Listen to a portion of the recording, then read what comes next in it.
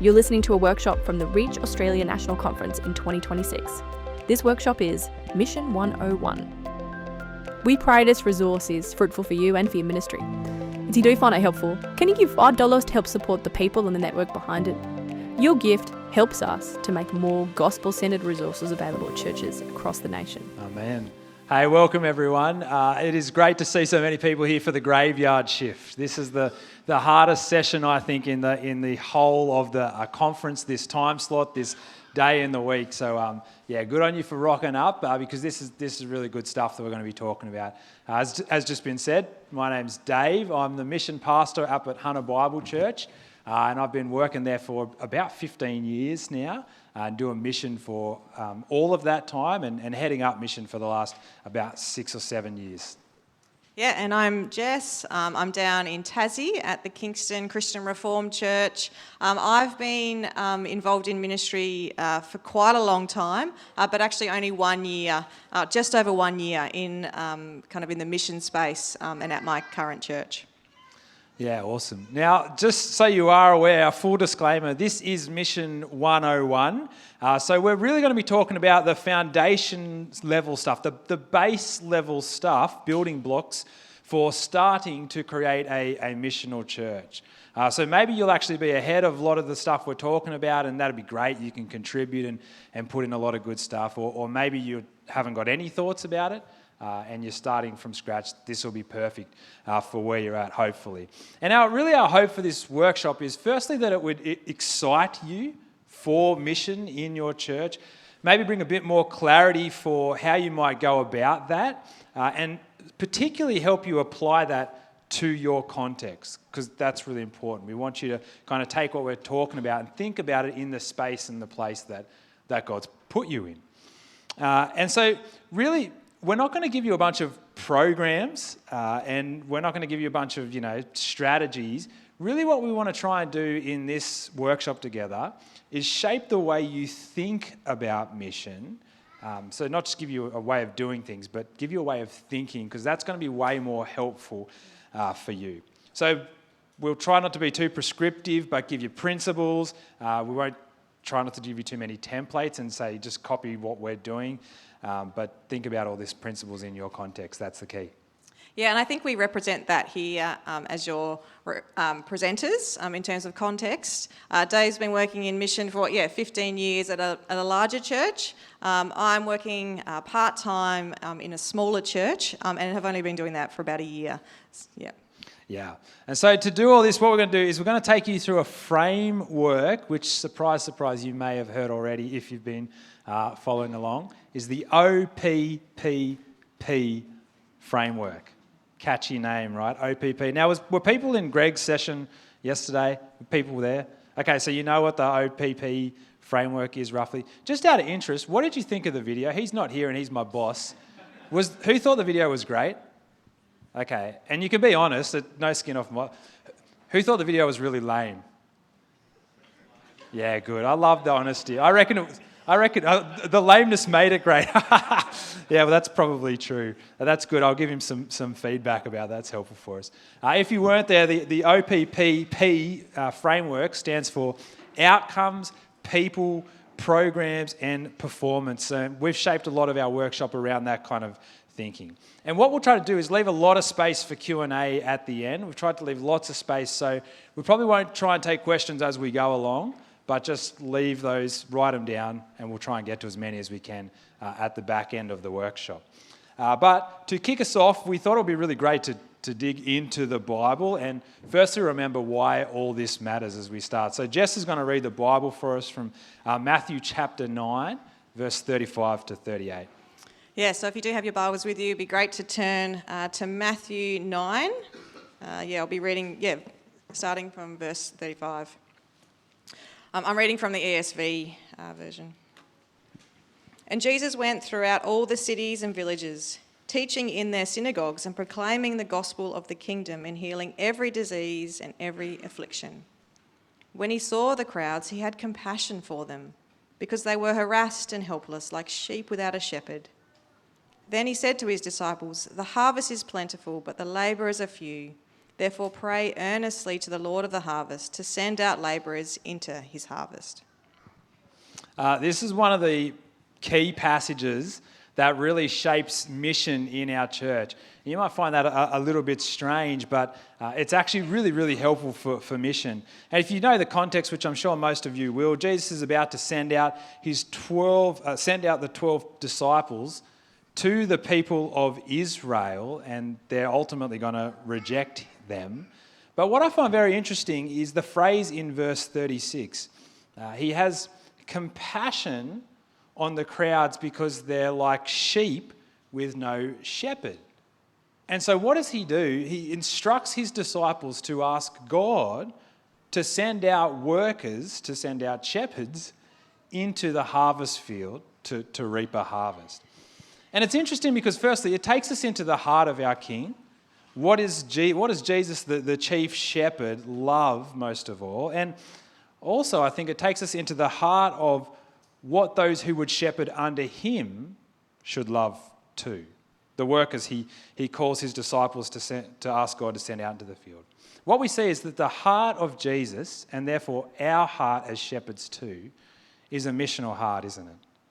It's a heart that looks on the world and sees the harassed and the helpless and longs for people to put their faith in Christ. Now, this is firstly for the 12 disciples, yes, but I take it this is true of anyone who would shepherd God's flock, of all those who are sent out to the harvest field. Central to what we're doing in our churches is seeing people won to Christ, right? That's not a side product. That's not just a side kind of idea. That's not just things for parachurches. That's central to church, that we would see the lost won to Christ. Now, we want that for ourselves and we want that for our people, don't we? And that's why this stuff is important to think about.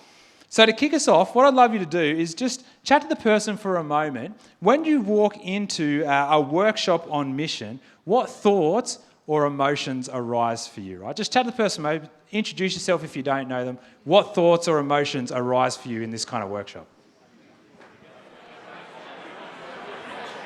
Alrighty.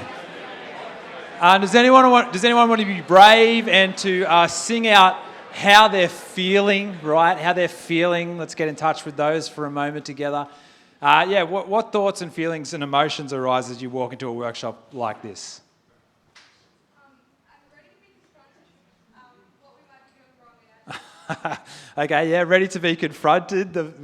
I feel bad that that's the first thing that's been said. Hopefully there's some encouragement in this. We definitely don't have it all worked out, right? And I feel like we're always trying to work out and what to do better and better. So, yeah, that's totally a valid feeling though, isn't it? You come in, you're like, oh, they're going to tell me what I'm doing wrong. Yeah, thank you. What other ones? Excited. Yeah, excellent. That's great. Yep. Confusion. Okay.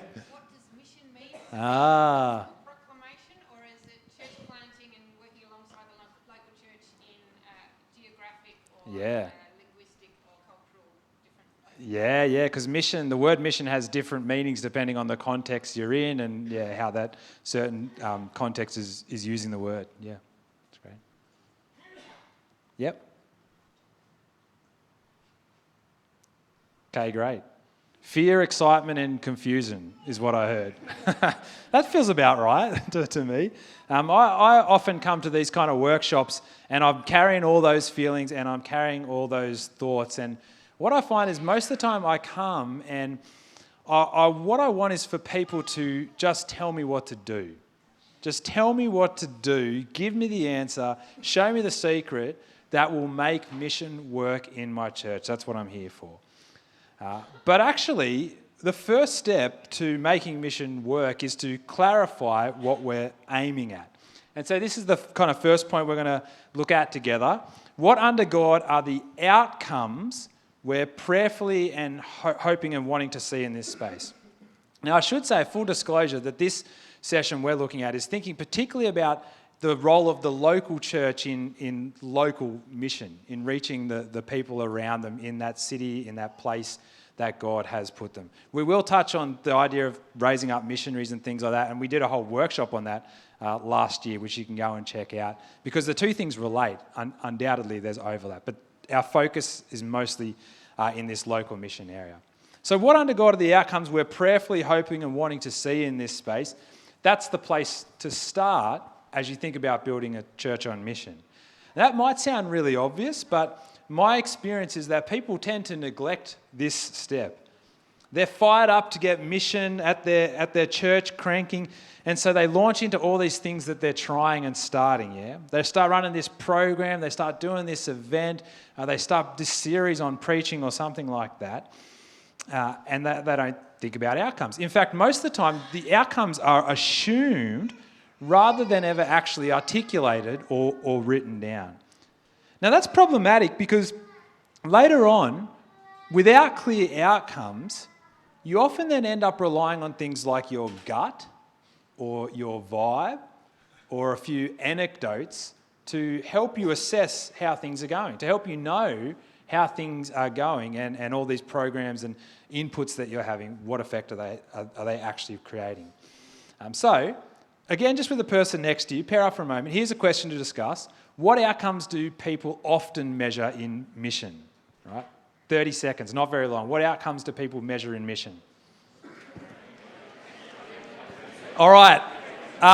What did you guys chat about? What outcomes do people often measure in mission? What did you come up with? How many alpha courses you've run? Yep, that's great. How many courses you've run? Yep. How many people attended them? Yep, that's right. How many people become Christians? Yeah, how many people become Christians? Yep. How many people are inviting people to these programs and events and all those things? Yeah. Yeah, there's lots of stuff, right? Sometimes people measure baptisms too. Sometimes they measure good vibes, whatever that is. And there's lots of good things you can measure. And I'm actually not saying any of those things are bad, but if I had to start out, Mission 101, if I was starting out, this is the two that I would choose, right? I'd measure two things. I'd measure people becoming Christians, that is conversions. Are people coming to repentance and faith in Jesus? So far as we can tell, that's always a bit murky, and we'll talk about measuring that a little bit later when we get to performance. And the second thing, which I think is related there, is are your people doing evangelism? Someone mentioned that. Is there a culture of prayerfully wanting to share the gospel in your church? And not just a few passionate evangelists, but a whole church confident and engaged in that, and not just seeking to share Jesus with those around them, but actually working together as a team in that process. And of course, not just locally, but across the world too, seeing the gospel proclaimed near and abroad. Are your people engaged in this great work of seeing the gospel go out in the hope that people become Christians? They're really the two things I would measure at the start. Yeah, and as we think about those desired outcomes and whether people are engaged, I just wanted to press in a little bit more on the church being prayerful. I think we too often overlook this and just think, oh yeah, of course, yeah, we'll be prayerful, everyone's being prayerful, yeah, that's all fine, and kind of tick it off. But I think this is actually really key in developing a missional culture in your church. Over the past year, I have been constantly drawn to prayer like I had actually never experienced in all the ministries that I've done in the past.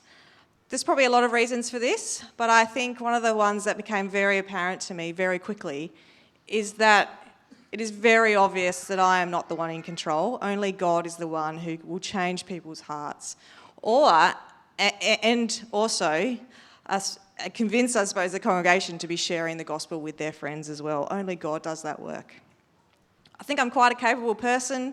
I've been involved in lots of different ministries for about 20 years or so, but there's this, I just don't have that control.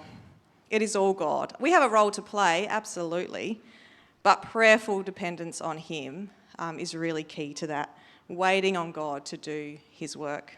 I love how Paul Miller says in A Praying Church, the saints are up against things they can't handle, driven by dreams they can never achieve in their own strength, so they naturally pray better. And that's what Jesus commands us to do, isn't it? We've already looked in Matthew 9. The harvest is plentiful, so pray. It's not develop a strategy or run a new program, but pray to God and ask Him to do His work. When your church, I think, understands this and takes hold of it, hopefully led by the example of your leaders, then a culture of mission will develop. So I think a key indicator and identifier of a mission culture is its prayerfulness. Yeah, and so we'll talk about how you might measure these things when we get to performance, but knowing from the outset what you're really trying to achieve when you boil it all down is so helpful, because you can keep coming back to this question: is what we're doing working towards that under the prayer and the sovereignty of God? Is it working towards that or not? That's such a helpful thing to have put in first. So just quick bit of self-reflection for you right now. Which of these two do you think are stronger in your context? Maybe just jot it down on a piece of paper, and which do you think needs work? All right, you can keep reflecting on it. We're going to keep things moving because we know it's late, we know it's like afternoon, so we won't let you get too bogged down, but you can keep reflecting on these things afterwards, of course. All right, so we've got our outcomes, we've got what we're aiming for, that's kind of where we start. What is the next step? Well, the next step is actually to think about your people. You think about your people. That is, how do we get people bought into and working towards these outcomes together? Now, again, this is often a step that we miss, right? We jump straight into that event and program thing we want to run. But actually, people are the key to God's great mission strategy, aren't they? The flock, its leaders, the church, they are the key avenue for spreading the gospel. So they need to be bought into this.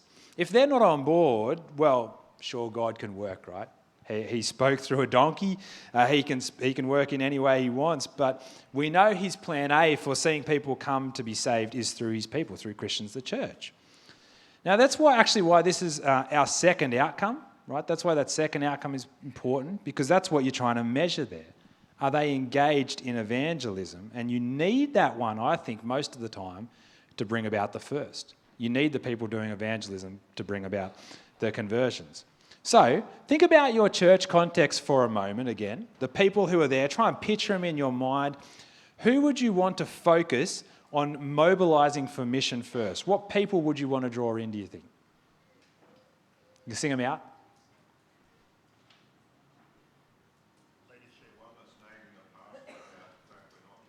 Yeah, I heard pretty similar things there, I think. So was it leadership? Leadership, yeah. And nagging the pastor? Was that the other one at the back? Yep. Okay, well, let's say encouraging the pastor. He's got a tough job, but yeah, I know what you mean. Yep. Nagging in love, can we say that? Okay, let's say encouraging. That's a better word. Yep. Anyone who's a new Christian, because they genuinely must Yeah. Yeah, anyone who's a new Christian, it's crazy how often you see the people who have become Christians are the best evangelists. I don't know if it's because they don't realise the social awkwardness, or maybe they're so excited, or maybe they've just got heaps of contacts. Whatever it is, yeah, usually they're people that are great. Yep. What about Grow groups? Yeah. Yeah, they like Bible study groups or community groups. Yeah, yep. Yep, so grow groups, Bible study groups, getting them all passionate. Yep. youth group leaders and kids-based leaders? Yes, youth group leaders and kids space leaders. Yep. We see lots of people become Christians in that youth age particularly, and also kids. Yep. People who already are keen for this. Yep. Talk about it. People who are praying for their Yeah. family, friends, people who are already trying to talk to. Yeah. People who are passionate. Sometimes it's better to work to ride the wave that's there, isn't it, than try and create one where there's not. Yep. Maybe last one up the back. old ladies. Oh. Got to get the old ladies praying. I've got to get the old ladies praying. Yeah. Yeah, well, I'll let you define who's old in your church and who's not, but I know what your point is, and I think it's a good one. There's actually lots of options, isn't there? If you pull back and you think about it, you're like, oh, maybe I could focus on the people who are doing evangelism, or maybe I could focus on the youth, because that's often where people become Christians, and there's lots and lots of options of where you could focus. But I suspect what most people do is they default to firing up the pews first. They think about how to get people going, and they go, let's preach about it, let's talk about it, let's tell everyone to go out and do it. And that's all really good. I'm not saying that's bad. I just actually think it's probably not the best place to start. And the reason is, in my experience, focusing on firing up the pews actually doesn't lead to long-term cultural change in an ongoing sense. It often creates a flash in the pan in your church. Everyone gets excited and talks about it, but that fades and it kind of goes away. Because I think the reason is culture trickles down over time, and you can't just create it through a good preaching series alone or awesome, great stories. You have to make it part of your church DNA. And for that to work, you'll need mission to seep through everything. You'll need it to become the heartbeat of the church. For that to work, that has to start at the top, right? Which is where I was so excited when the first thing was said. Your leaders and your senior pastor and your staff, right? Has to start with your staff and key leaders. Because they are the people who will shape your church more than anything else, right? And I'm not just talking about the senior pastor. Of course, he's important. I'm not just talking about the mission pastor. Of course, they're important, right? I'm talking about all pastoral team and including your non-staff, your key leaders all across church in whatever area they're doing. Think about it like this, right? If the guy who runs your kids program, cares about mission just as much as the mission guy, that's going to have a huge impact on your kids' ministry, isn't it? If the guy who runs your youth bleeds mission when you cut him, that's going to seep into every part of your youth. If the guy who's doing your Sunday services loves mission so much as the senior pastor, as much as you, then Sundays are going to become missionally shaped in ways that are beyond your control. Yeah, it's going to grow beyond you. You won't be the bottleneck of it anymore, and that's why you've got to get your staff and key leaders on board. Now, maybe it is that actually you're doing all of those roles. Maybe you're the senior pastor and the mission pastor and the youth pastor. Great. One person to get going, right? One person to start with is you. But you see the point there. I think that's so helpful. Mission runs through all the different ministries that your church does. It's really helpful to acknowledge this and then to be really intentional about it. So what could this look like? Well, I think getting on the same page as leaders is really helpful. Probably sounds obvious, but something you actually need to be quite intentional about. At the church I'm currently at, when I came in, there was lots happening. There still is. There's a lot of really gifted people serving in lots of different ways, lots of different programs. But what I saw was that they were all quite siloed. So they're all just kind of doing their own thing by themselves. So they're all doing great things, but there wasn't much kind of intertwining between them and the leaders. And they've had great goals of reaching people for Christ. So all about the same thing. But what I've been working on, one of the things I've been trying to do is to get us to work together a bit more. Everyone's still doing their thing, the thing that they're passionate about, but now I'm just offering a bit more oversight, trying to gather those leaders together every now and then so we can talk about the wins and the losses, the things, that are challenging us, that have been encouraging us, and just trying to get on the same page. The practicality of that, the helpful practicality I've realised is that we now have less calendar clashes because everyone kind of knows what each other is doing. So that's a positive example and suggestion. But the reality is that's not always the case, so I thought I'd share another example. A current issue I suppose I'm kind of up against at our church is the welcoming team. They are a great team, and our church is actually really quite well known in our community for being a very welcoming church. And the team really do have the same goal of wanting to see people come to know Jesus, feel welcome, and have a really great experience whenever they come and visit us on a Sunday. However, as the mission person, I can actually see a little bit of a disconnect. For example, Easter just gone, we had heaps of visitors. I was busy meeting people, kind of running around, making sure that I was connecting with visitors and that other people were being talked to. In the back of my mind, I just assumed the welcomers were getting the contacts and the details of all those visitors so that we could follow them up post-Easter. Unfortunately, that was not the case. We had all these people come and we do not have any of their details, I do believe. To be honest, I was, and I still am actually, a little bit devastated. I learned a lot of things. Two of them, never assume that things are happening, that you don't actually organise. And that there are just some conversations now that I need to have. As the mission person, I need to chat to the welcoming guys and think through how we can be more intentional there, how we can love people better who come to our church. Yeah, so you can see how the effect of working on your staff and your key leaders across your church is huge, right? It'll affect across your church, it'll be massive and beyond what any single mission pastor can do through their own programs and preaching and efforts. And the ripple effect across the whole church ecosystem will drive your mission heat more than any one particular thing, and that is so valuable, right? So how might you do this? How might you get staff and key leaders on mission? Well, what do you think? Are any of you guys doing this? Keen to hear? I'm actually keen to learn some things and put them down and take them back. So is there anything you guys are doing to get your staff and your key leaders on mission?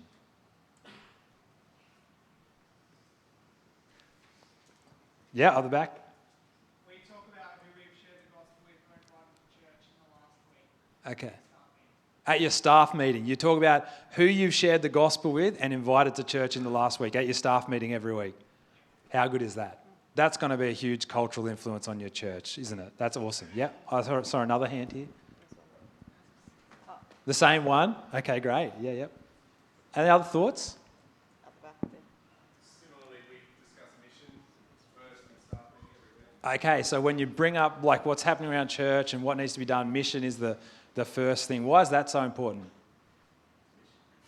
It's mission. That is really the answer in this workshop, isn't it? It's mission. Yeah. But it keeps communicating to your staff and key leaders, doesn't it, that this is priority number one, right? This is the thing we're focused on because we're looking at it first together. Yeah. Yeah,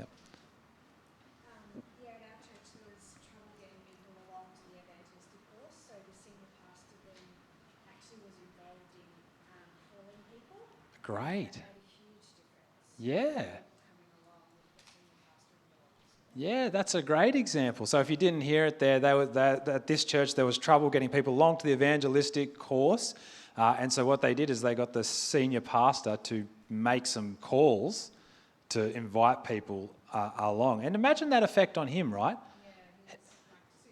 Yeah, he gets excited. And then he's sitting in his office and he's writing his sermon. And what's in his heart at that moment? Oh, remember that call I made? Oh, mission. How good's mission? Like, that's going. See the impact? See the impact?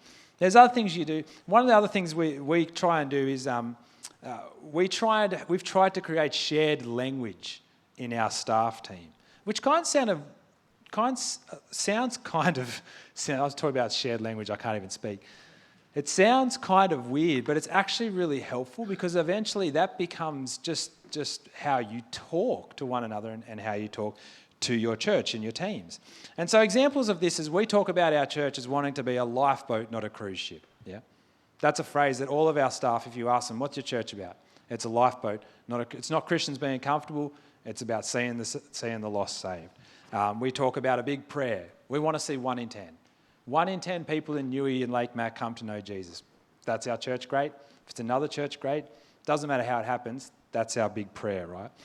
We also talk about being like a shopping trolley with a bung wheel. You know, when you're pushing that along in the alley and it always just keeps going off to that side. That's how we want to be towards mission, right? We're always veering towards it. We're always biased towards it. And we've created this shared language because as we're having our staff meetings and we're trying to make decisions, these are the things we keep pulling out because they shape our culture. So here's a little tip in that. I reckon what would be really helpful to do is find the key moments your staff and leaders meet in church life and think about how you can speak mission into them through prayer and through stories and through shared language and how they can speak and how you can speak mission into those. So now they're all fired up. You've got your staff and key leaders keen and passionate. Well, where do you go next? Well, I think you go to your flock. And this is the stuff that you're probably more familiar with if you've been in any kind of mission stuff around Reach before. It's the preaching, the wonderful Bible preaching that encourages the flock to do mission. Doesn't just tell them to do mission, but shows them Jesus with such beauty and such awe and splendour that they long for people to know about him too, right? It's the worldview preaching that takes ideas in our culture and dismantles them and shows them how the gospel offers a better story. That's not easy to do. You run a whole workshop, read a whole book on that, but your preaching, your stories, your celebration moments that you keep putting into your church life will help to fuel and fire up your flock for mission. So again, I like to think about the key moments in our church calendar that create culture, that shape our culture. For us, there's really two big ones. There's our Sundays and there's our Bible studies. Most of church meets in those two moments across the week, and they gather around God's word and they pray together.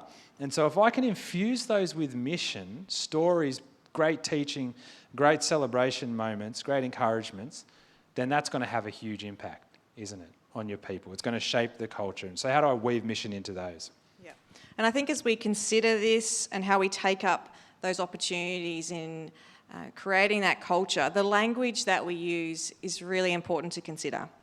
Up the front, obviously, in our different gatherings, but also in our conversations with people, and even just in our email communications. How we communicate things and the language that we use is really important.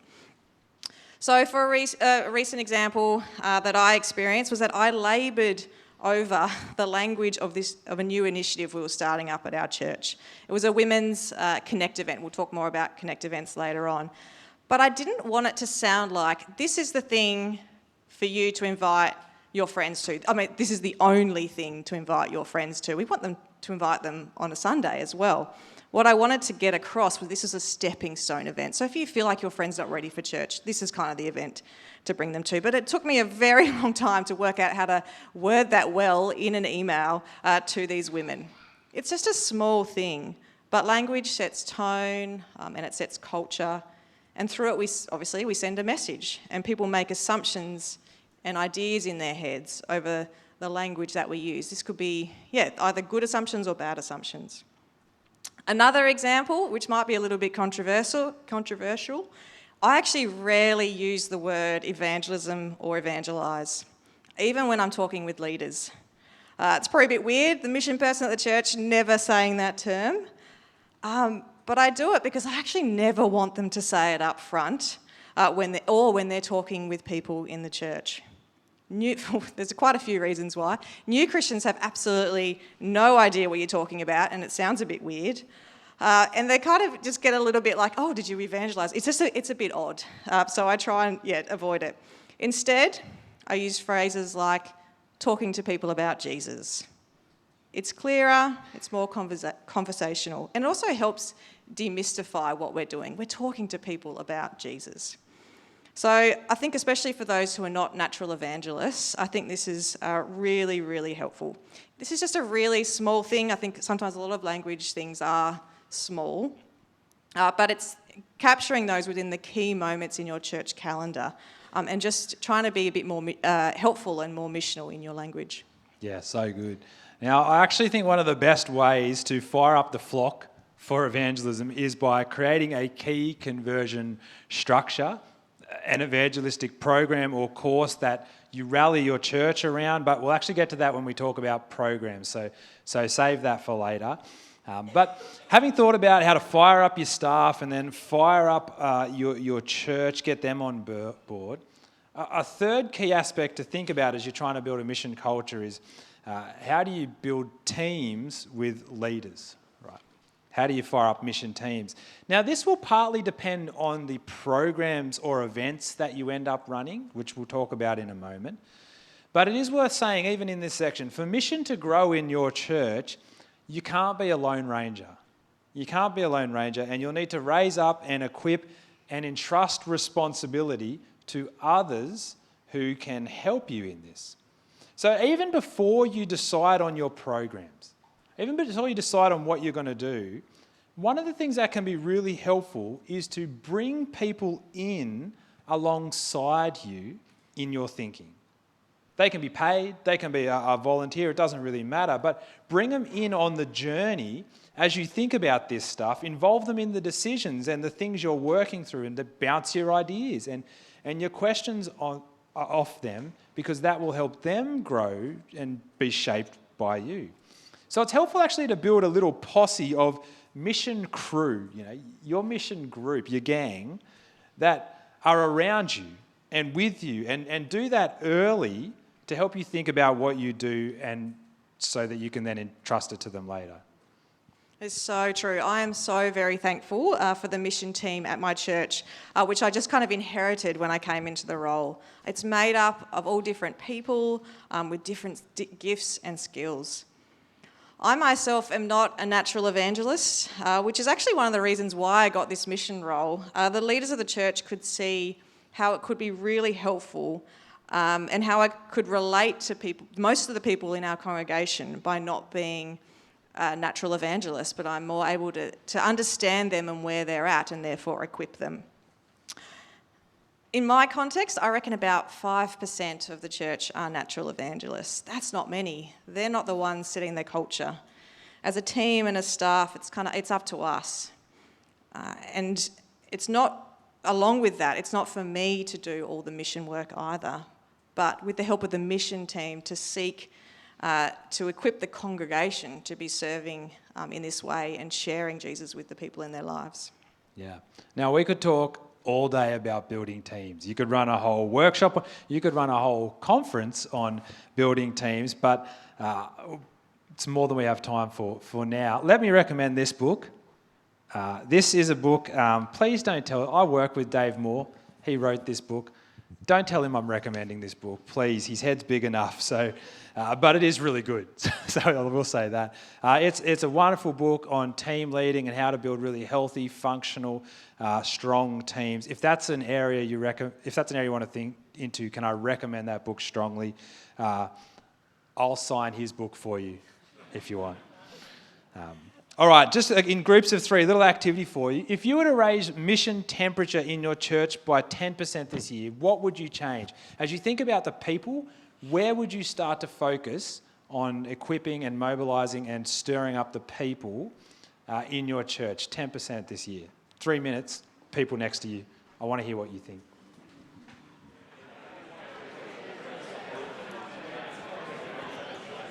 All righty. Hopefully that started to get some of the creative juices flowing in your brain as you think about how do we get people moving. So you've got your outcomes, you've started there, you've got clarity there, you're bringing your people into the mission, that's key. What is it we need to do next? Well, finally we get to the actual part that you all want to hear. What should I do? What should I run? Give it to me. And really we're talking about our programs at this point, right? What are the programs I need to get mission rolling? What is the space in our church calendar where all of this work around outcomes and people actually lands day to day? But again, one of the key things I think when you're thinking about this is not just to think about isolated events, but actually what pathway am I creating that helps move people who aren't Christians towards a decision to follow Jesus and then into church? How do I build something that helps church, firstly, the people at church who are passionate about sharing Jesus now, walk alongside someone in this process on that journey as they investigate Christ? Because really that's all programs are when you think about it. They're things we run to help people move forward in their investigation of Jesus. That's really all they are. Yeah, this is so helpful, and something that I actually, I wrestle with quite a lot. Quite a few years ago, I was actually the mission purpose leader in a volunteer capacity at a previous church. I was plugging away, being busy with events and programs in mission, but we weren't seeing any fruit. I came to the realisation that I was having a very program and events approach to mission, not pathway and culture. I wasn't at all considering the culture of the church. I prayed about this a lot. I chatted to the senior leader, and I realised I actually had no idea how to change. So I promptly asked to leave the position, and we got someone else in the position who was a lot more capable and able to do that culture work of the church, and I just moved on to a different role. Years later, now I'm working as the mission ministry worker in a new church. This kind of makes me smile. But it's a constant reminder to me to focus not on events, but pathways. The events and programs do serve the people and these pathways, but we should never get that mixed up. I loved how Greg said yesterday in the plenary that programs are organised love. It was a beautiful statement. So how do you build a pathway of organised love programs? Well, this is where the tool, the mission funnel tool, which you might be familiar with, is actually really helpful. Now, I probably should have said earlier that there is a outline on, if you scan the QR code, there's an outline and there's also a bunch of extra resources to a lot of the things we're talking about. So the mission funnel will be there as well. Let me just pull out a marker here and I'll draw up for you the mission funnel.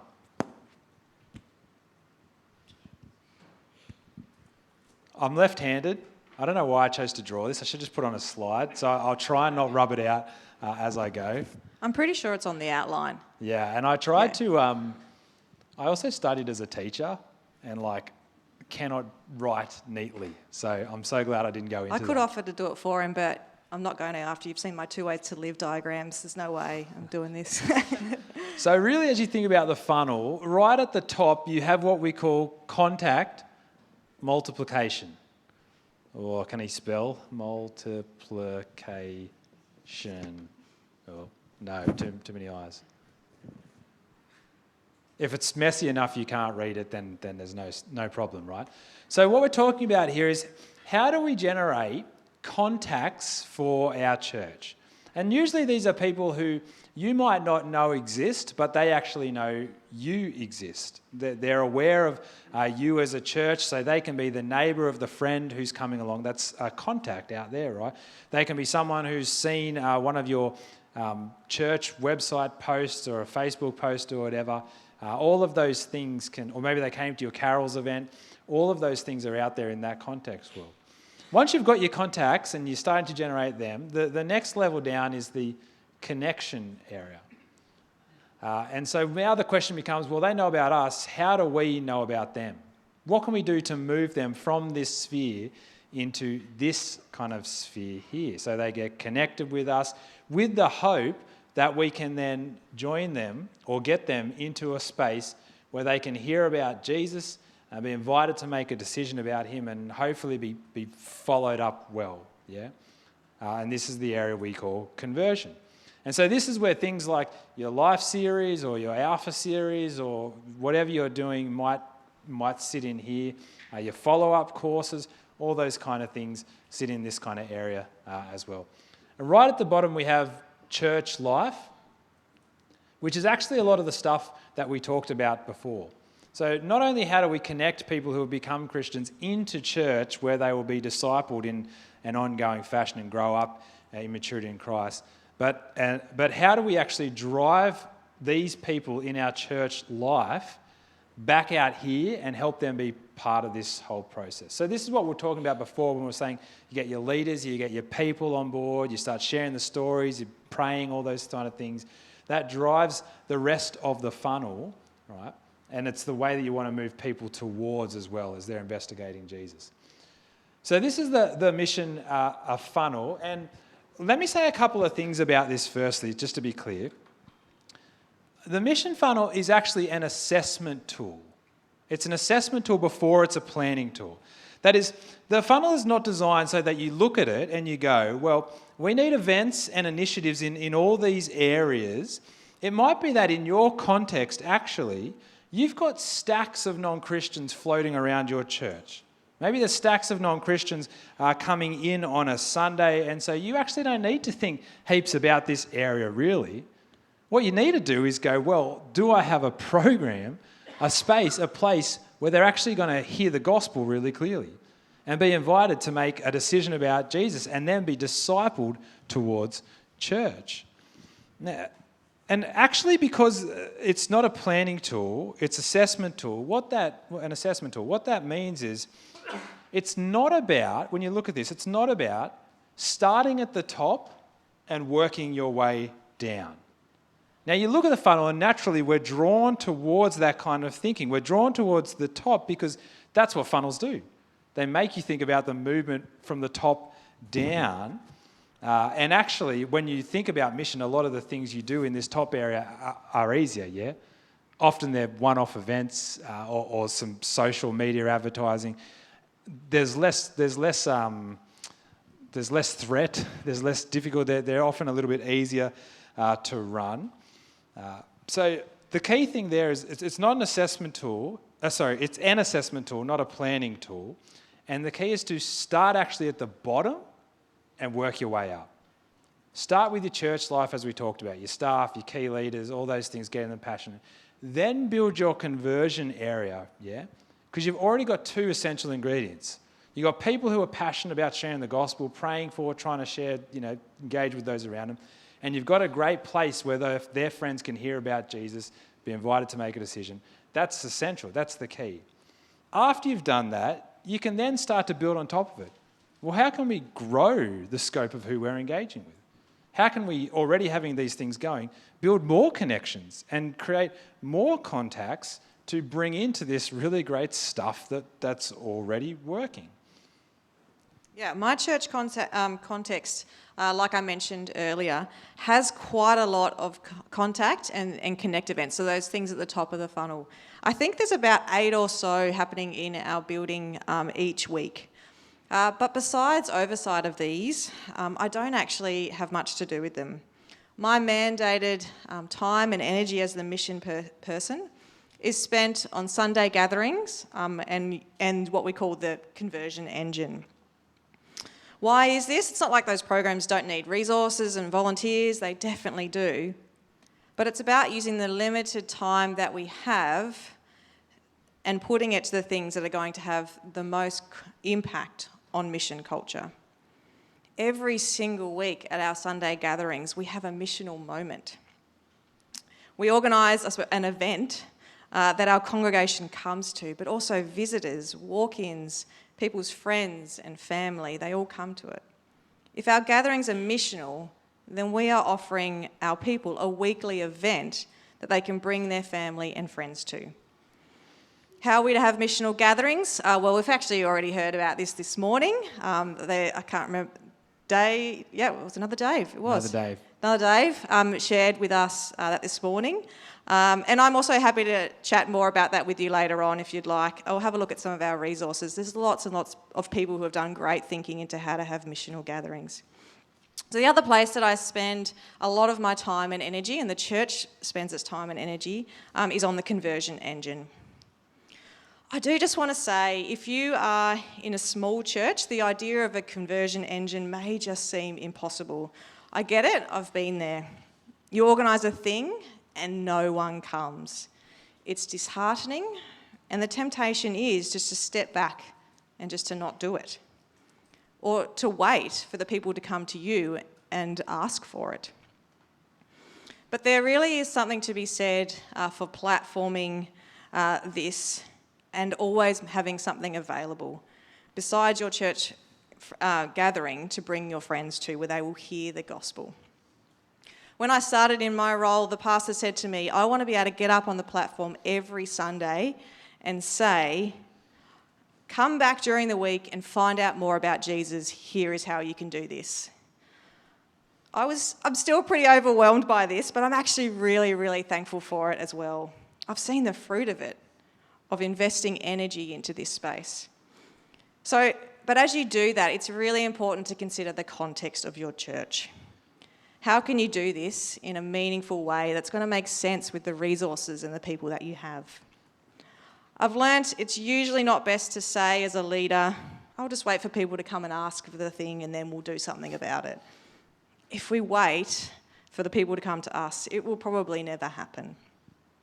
The conversion engine is something to prioritise, in a way that makes sense to your context. Maybe that's a weekly course, maybe that's one-to-ones. You may need to get quite creative. Maybe it's actually just running it for a couple of times just with the Christians in your church, because they actually do need to trust the program and understand what you're running, the course that you're running, to be able to feel confident to bring their friends along too.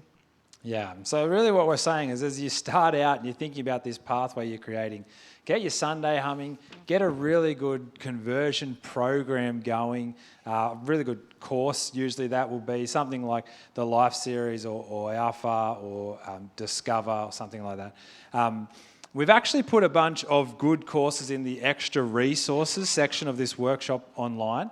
So you can find a course that works in your context if you don't have the capacity to write your own, which I always think is the best. I always think it's way better when you write your own course, hands down. I think you preach it, you mean it, it's from you, it's better. But if you don't have space for that, there's a bunch in that. Alongside that, we've also put together in the extra resources another helpful tool that Reach have created, which is a church calendar template. Looks a little bit daunting there, but actually it's quite simple.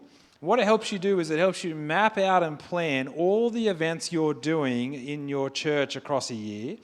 And as you're doing your mission funnel, one thing that can be helpful to do is map that out in a yearly calendar. See what it looks like laid out across a year, how it fits with the rest of your church life. Because you can ask, is this reasonable?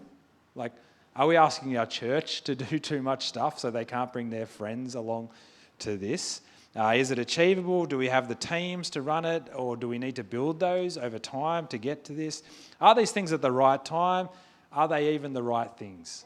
So use your funnel and your mission calendar to plan out a mission pathway for you. Yeah. We have a saying in our church, mission gets first dibs.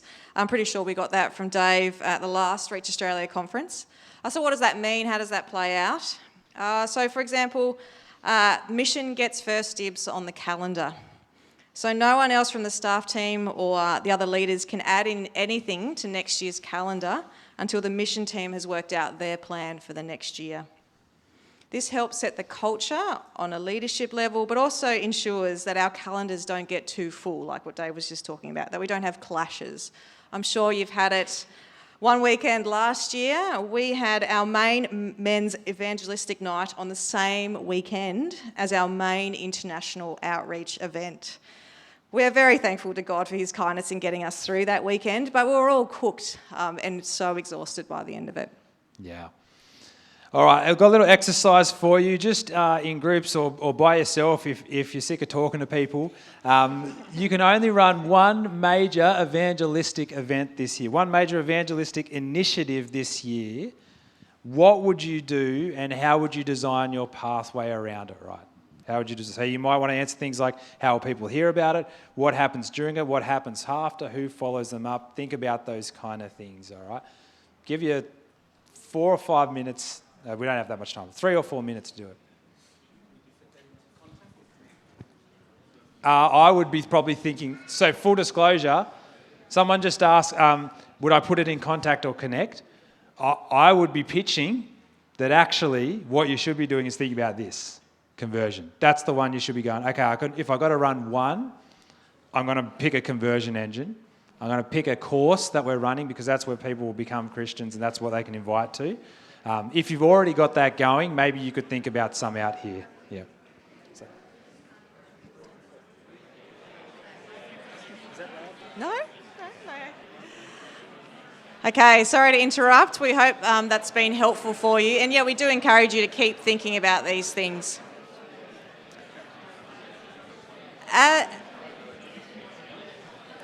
We do just also want to give you a few tips in this.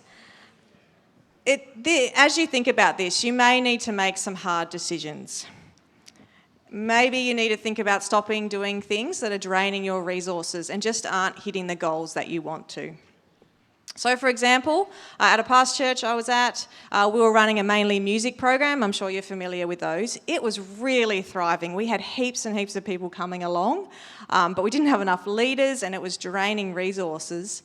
And actually all the people coming along were Christians from other churches in the area. So we actually had to make the really, really hard decision of pulling it and just stop doing it. That was hard, but we don't see it as a failure at all because we did learn a lot through it. And then they all just moved to the other church that started running mainly music. But I think a helpful tool that can help you work those things out is the Now, Where, How tool that we've been shown, and there's links to that in our resources as well. I think another tip that's also just worth mentioning is that we are dealing with people here. It is rarely this neat and tidy. It is very rare for people to come in at the top of the funnel and work their way very neatly through. Yeah, we call them the unicorn in our church because it actually very rarely happens. Very, very rare. I have a lot of funny stories of people just kind of coming in and out, and you're thinking they're on the mission pathway, but then all of a sudden you're handing them off to the membership one because they're already Christians and you just didn't realise. That happens all the time.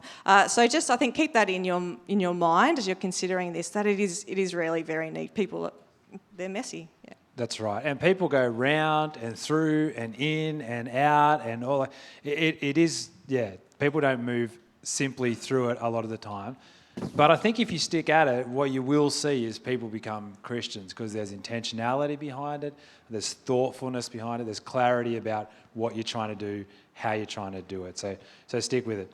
And also let me just say, that's the joy of our work.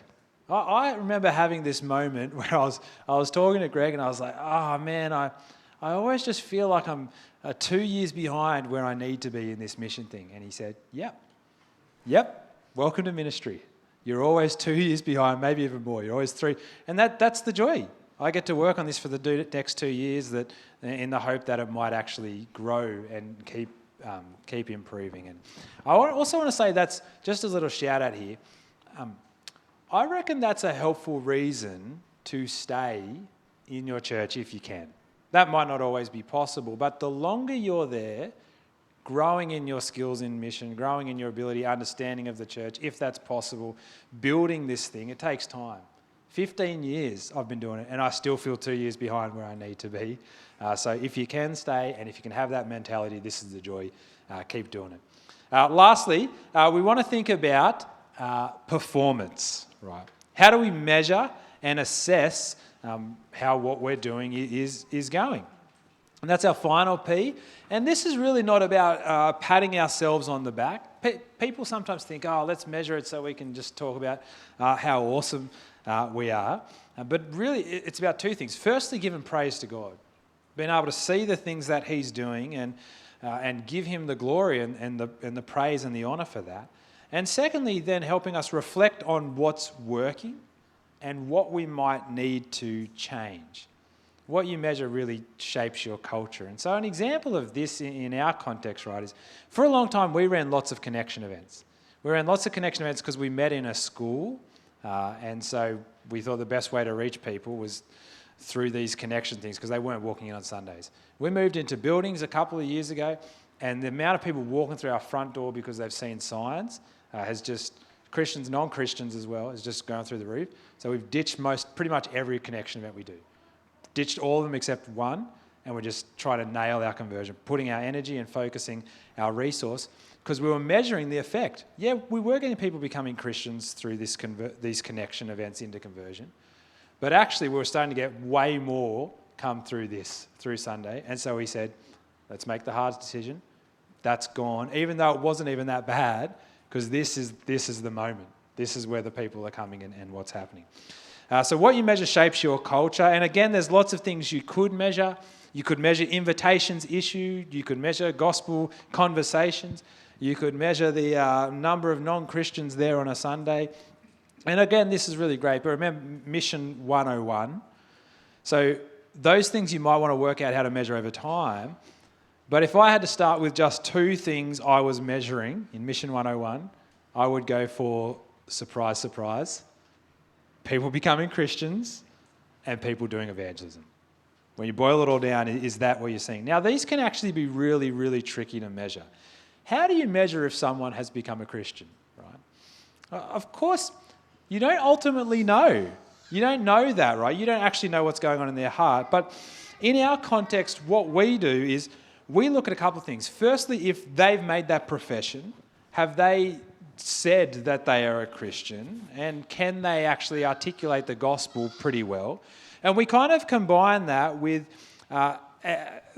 input from our team and the people who are sitting alongside them as they come to these courses, and what they're hearing and what they're picking up. Does this person seem to genuinely understand the gospel in this moment, and have they put their trust in him? It's a combination of those two things for us, and people use different systems to that. But of course we don't ultimately know. But I think those are two pretty decent marks which indicate, humanly speaking, if someone gets it. I actually find the second one is even harder to measure. So what you could do is you could keep a record of every Christian who brings a non-Christian along to something at your church, right? Keep a record of it. Now, we actually did that for a while, and then it got a bit out of control as church grew, so we just can't do it anymore. It's impossible for us to know with any clarity. But we did it. We did it for like 10 years, and it was actually really helpful. You could run a survey as well of your church and include this as a question, and that's what we've actually started to do. We asked the question, have you invited someone who doesn't know Jesus along to something at church this year? Yes, no, we take a percentage of that. That helps us to see how that evangelism culture is going, people doing evangelism. It is not perfect. It's not perfect, but measuring it in some way allows us to celebrate where we see God at work, and it allows us to reflect on what we're doing and whether that's helping or hindering these outcomes. So just a little reflection exercise for you at the moment. If you looked at your church and what you're currently measuring, what would it reveal about your priorities? What would it show? Would mission feature? Is that even on the dashboard? Why not? Or why is it? Or why isn't it? And if it's not, it really should be, because this is so important. We're talking about the lost being saved. So how might you develop a system to measure the performance of mission in your church, in your context? You need to come up with that based on the programs you're running, based on the things you're doing to help you measure that. Now, at the end of the handout, there's actually, in the extra resources, there's actually a now, where, how exercise we've developed based on all the things we've talked about. So what we'd love you to do is take that away after the workshop, maybe take it back with you. You could do it by yourself, you could do it with your staff. And what it will help you do is it'll walk you through the whole workshop using this now, where, how, and take all of these principles and help you start to apply them in your context with more thought than you've been able to have in this limited window, in this limited discussion. So take that away with you, have a go at filling that out. And what we're going to do next is Q&A. So we'll give you a couple of minutes, chat to the person next to you, go to the bathroom if you need to, run away if you want. Take a moment, think of what questions you might have, and then we'll do Q&A up until 1:45. Give you a minute. Alrighty. We've got about 15 minutes, so that's actually not stacks of time, but we'll do what we can in that time. What questions do we have? We've got a roaming mic that'll come around. So, also, if you ask your question, it will be recorded, so just be aware of that. My church currently runs Taste and See once, maximum twice a year. Yeah. But I've been thinking maybe it would be better to run, these sorts of conversion courses more often, but in a way that requires less effort, so that you can direct your energy and resources towards, getting more people into them, and not overburdening your volunteers. What do you think about that? What's the way you think about it? I think I love Taste and See. Our church also runs it, so part of me is like, no, don't stop doing that. It's a great course, and really, and it is can definitely be part of your conversion pathway, if that makes sense. So in my context, that's the start of ours. So we hopefully the plan, if people neatly make their way through, Taste and See is where they start, then they move into Hope Explored, Christianity Explored, Discipleship Explored, and then what's called belonging course, baptism belonging course, and flow on. That has never happened in my 1 year there. But that is the ideal. So I suppose what I'm trying to say is you might not need to stop doing it, but just be intentional about when you do it and what comes after it. Does that make sense? I don't know. Does that answer your question? Not quite. Okay. Is it better to do bigger events once or twice a year and really put a lot into them, or smaller events with less effort more often? Oh, it depends on the church and your context and what you have and your resources, really. That's hard, I think, to answer. Yeah. I reckon part of the answer to this question is if you run more courses, will people come?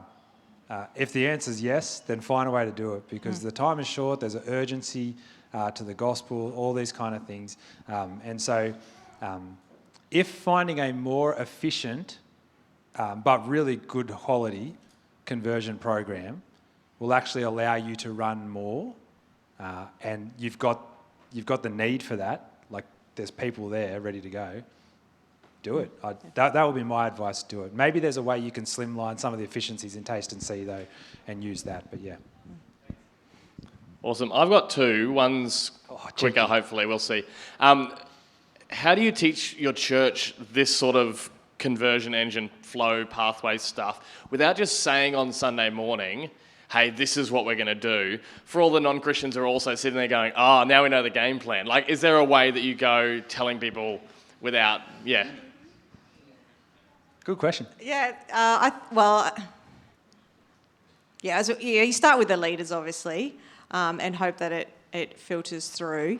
I went through it with, the Connect and Contact event leaders. I went through this with them so that they understood what they were doing and what place it kind of went through. But in terms of the wider congregation, maybe I say back, do they need to know? Sorry, that's my question back to you. The reason I was asking is, how do you get your general congregation inviting people along to stuff without them knowing that that's the pathway that we want them to be encouraging their friends to do? That's what I'm asking. No, I think that's really right. I think our leaders in our teams, we want them to understand this stuff, but the average congregation member, I mean, it could be cool, but it's probably not necessary. I think they have to trust your key moments where you're asking them to bring them to people. That could be your connection event, and probably your conversion program. And so you do that through good promotion, good advertising. You do that through good stories about people who have come along. That creates really good buy-in to those things. And one of the things we do is, on a Sunday, we never pitch the Life series to Christians at church. We do that through growth groups and family news, emails, things. We always pitch it at people who aren't Christians. Yep. And so we say, hey, come along. And the Christians pick up, oh, my friend, I should bring them to that. The other thing I should say we also do is, as much as we can, this is resource heavy, so sometimes it gets pushed to the back, but as much as we can, if a Christian brings someone along to something, we usually call them as much as we can, or send them a message to encourage them and to help explain to them the next step. So if they bring someone to a wreath making workshop, we go, hey, really great, your friend Susie came, incredible, how's that going? Great. Oh, what are you struggling with? What are you praying for? We would love to invite them to the Life series. We're actually going to do that. We've sent them an email. We'll give them a call to let them know about this Life series we've got kicking off. It'd be great if you reached out to them too, because they're more likely to accept an invitation from you, and that's the best next step for them. And so they learn through those conversations, oh, this is the pathway. Yeah, they never hear the word pathway, but they see the intentionality behind it. It's resource heavy, but cool if you can do it. Which ties into the second question I have. We have a lot of people in our church who think evangelism is walking up to a random with a pre-prepared script that you just dump on them. Yeah. And that has permeated our church network's view of evangelism. How have you sought to help people understand that evangelism can look a lot more like this than just that? Stop using the word evangelism. No. I think modelling it as leaders, I think, is key, is modelling that it's just about, sharing your life with people, I think. I don't know if you've got anything more of that. 100%. And I think part of modelling it, as you're saying, Jess, is what you don't say, what you don't talk about with regards to evangelism is actually really powerful. If you keep talking about bring your friend to this, pray for your friend who doesn't know Jesus, eventually people over time, that culture will shift and change. I mean, there's nothing wrong with saying, go up and talk to this person with your pre-prepared script. Well, that's not bad. There's a question about whether that's the most effective way to do it. But if you think this is the most effective way to do it, then keep speaking about that in your sermons, in your growth groups, in what you advertise. I think over time the culture will shift and change there. Hi, sorry. Over here, in case you can't see me. So, I'm a high capacity volunteer. I'm not actually on staff. The full-time staff don't come to the evangelistic courses that we run. So, what do you think about that? Because, so my first question is, how do I turn up the heat on the staff when I'm not in a staff meeting? And secondly, I've heard I hope he's not here. It is recorded. If you want to stop. No. If they feel, the model that we're seeing in other places is as your church grows, you can do less, so you do more through other people going down kind of thing. But what role is there in that a senior member of staff actually being at the courses now and again?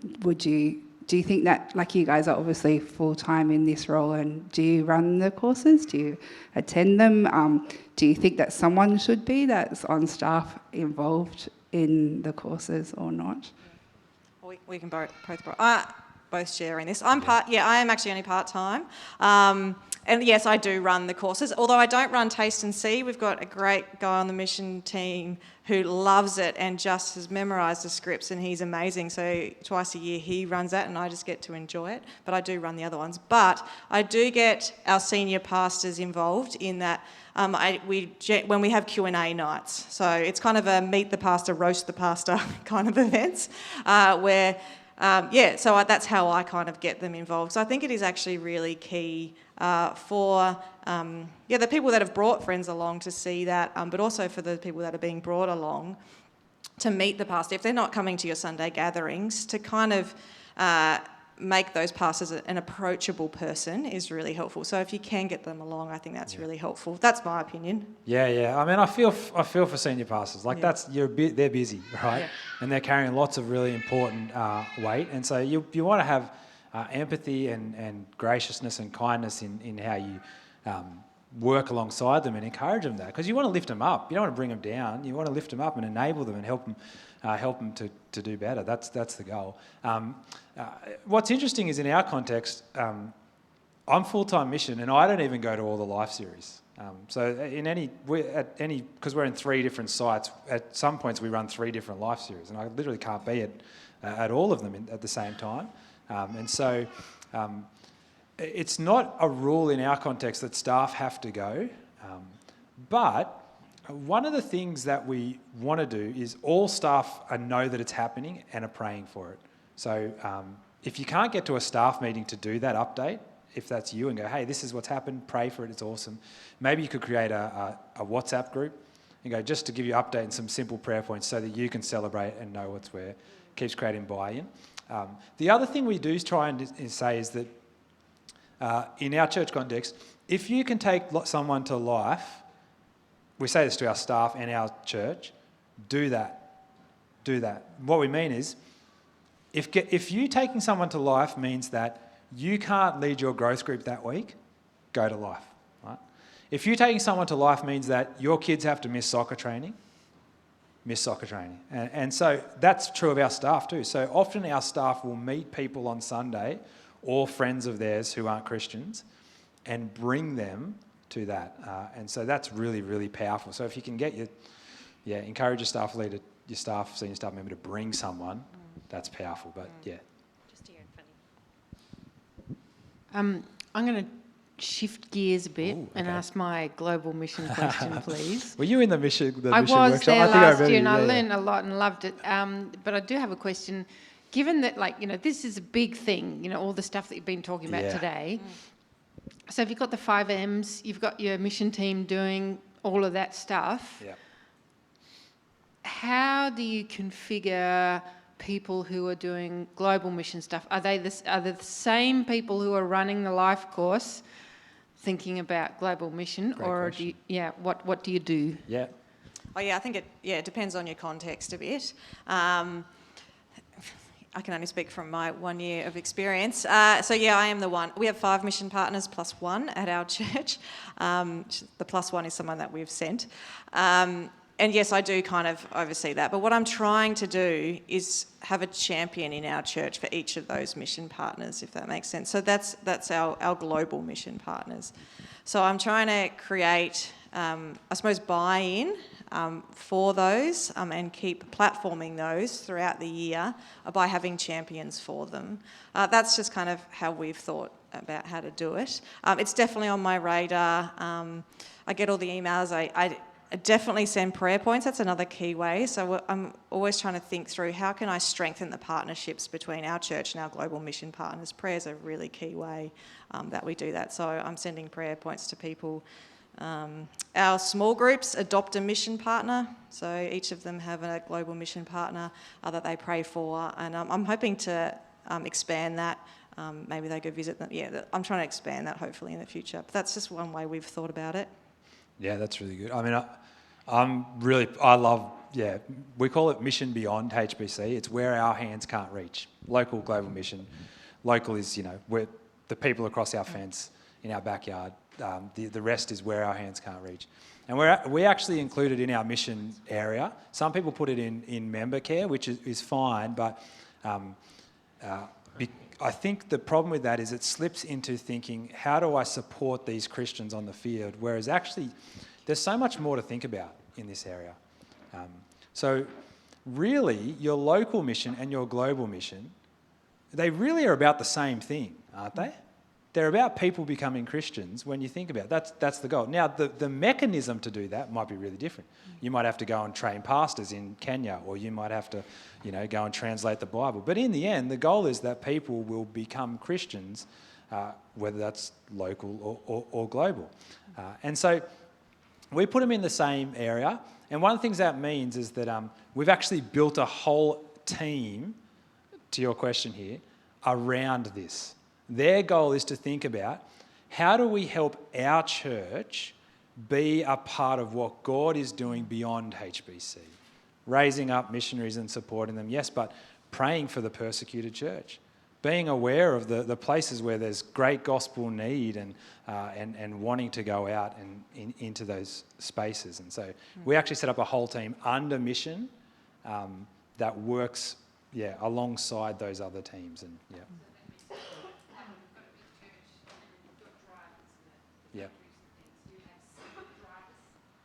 Yeah, well, I'm ultimately the driver, so I see it as my responsibility, but I do have someone under me who's heading up that area, yes. So we've had to break that up a little bit because the scope of it. But yes, essentially, yeah. But again, thank you for sharing that, because this goes to the point of people. As you're building your teams, you've got to think about who am I going to give this to? Because if I was trying to do all that, I would be the problem. The ministry wouldn't grow because of me, right? One more. I'm getting one more signal. But you can come and talk to us. Yeah. Thanks, guys. Is there anything personally for you that's helping keep mission heat up for you? Anything that you're kind of doing at the moment, or just a habit or something that you find helpful to keep, your personal mission heat up with, people you know and love?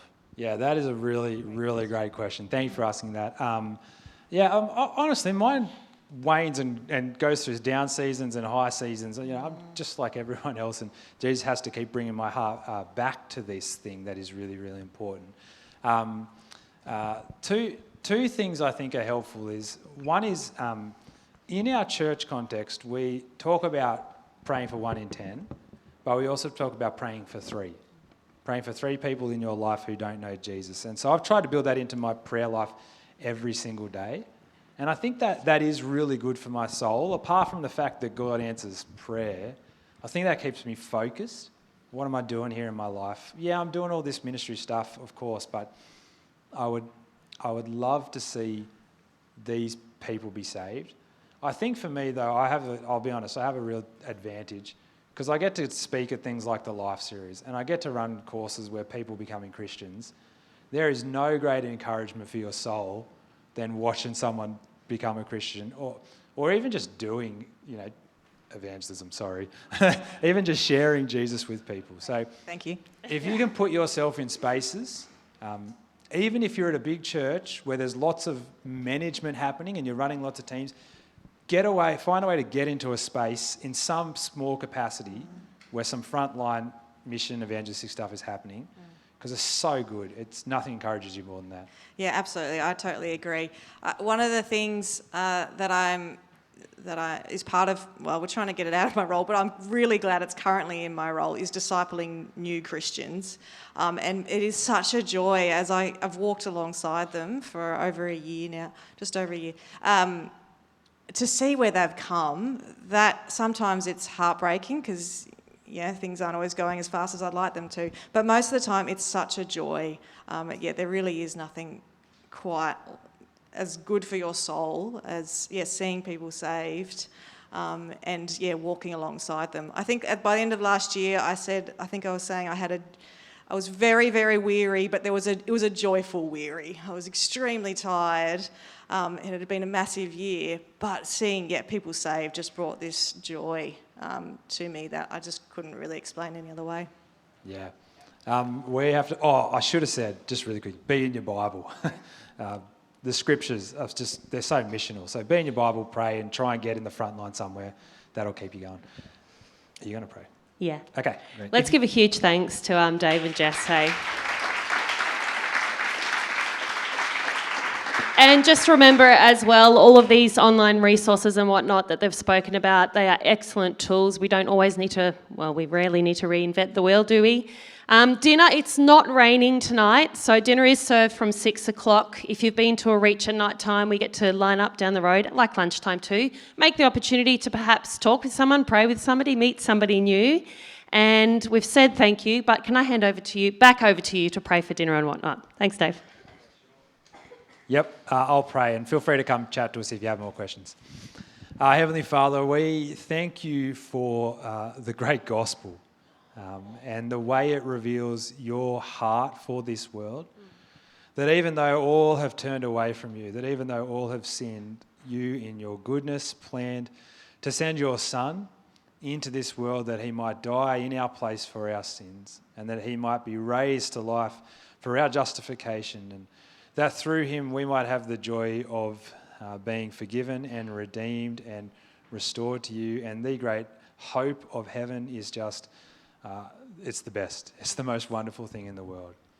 And we're really struck that not only do you save us, but you then include us in your great work of bringing other people to Jesus.